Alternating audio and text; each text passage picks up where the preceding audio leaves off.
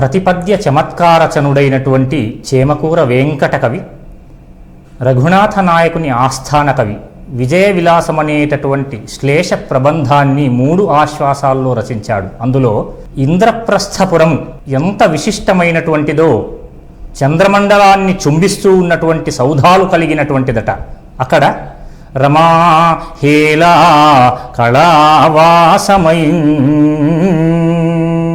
సంపదలు రమ సంపదలకు, హేళ విలాసానికి అనగా పరాక్రమానికి, అలాగే కళ సర్వ విద్యలకు అంటే ముగురమ్మల నిలయమైనటువంటి పురంగా వర్ణించినాడు ఈ విధంగా.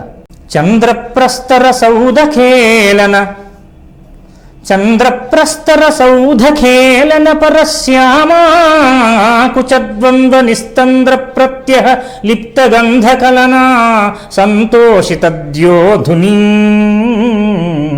ద్యోధునీ సాంద్ర ప్రస్ఫుట హాటకాంబురుహ